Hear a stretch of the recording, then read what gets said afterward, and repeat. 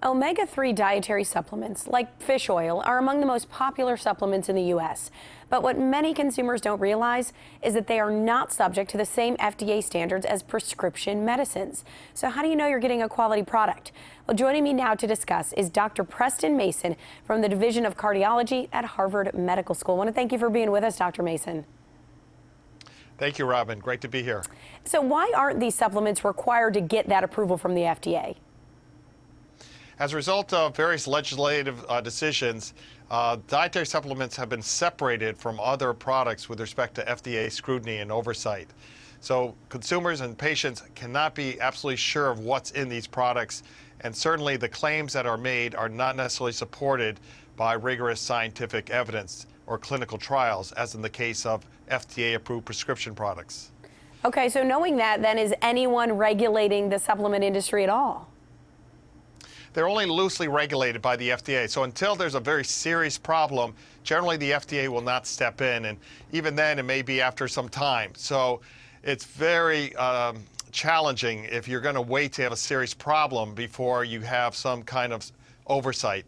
So that is something people need to be aware of. It doesn't have the same scrutiny as a prescription medication, which undergoes careful oversight at every step through manufacturing and through any aspect of making claims. It has to be always supported by the science and by the quality of the product.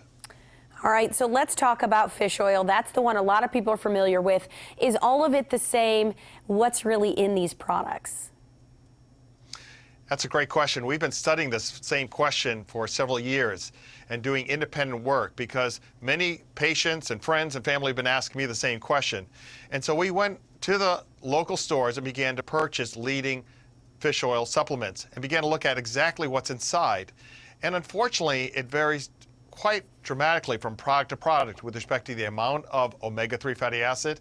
And we're finding also that there are many other fats in these products, including up to a third saturated fat that many consumers are not aware of when they purchase these products. There's also the challenge of what we call oxidation or spoilage, because fish oil is highly vulnerable or susceptible to breakdown by oxygen and by air during the manufacturing process. And so we see generally very high levels of this oxidation in these dietary supplements. By contrast, when we look at a prescription or FDA-approved product, because of the rigorous oversight during manufacturing, we don't see the same spoilage. And we see that it's essentially all omega-3 fatty acid. There are not these other fats in there. So we're seeing large contrasts among the dietary supplements, and then certainly between dietary supplement and an approved omega-3 fatty acid. So you talk about kind of the fats that are inside of them. We want to know, is it true then that these omega-3 fish oils can actually raise your LDL, which is your bad cholesterol? Yes, so we know there are two primary omega-3 fatty acids, EPA and DHA. And we find that products that contain DHA can raise significantly the levels of bad cholesterol. In people with very high triglycerides, it can be as much as 40%. So an EPA-only prescription product is the only product that won't raise your LDL to that extent. Okay, so let's let people know, what are the most important things for them to know about these dietary supplements?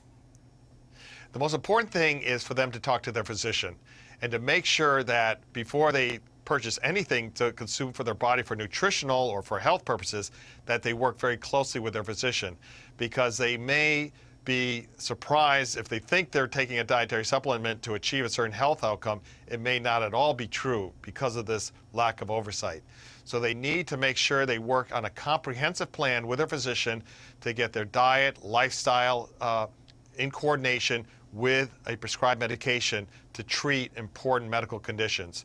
They should not try to replace it on their own with dietary supplements. They may think they're saving costs, or they may think it's cheaper, but in many cases it's not. And if you're not getting effective treatment, then you're definitely not going to save costs. Yeah, absolutely. Good point there. All right. Thank you, Dr. Mason, for being with us today. Thank you.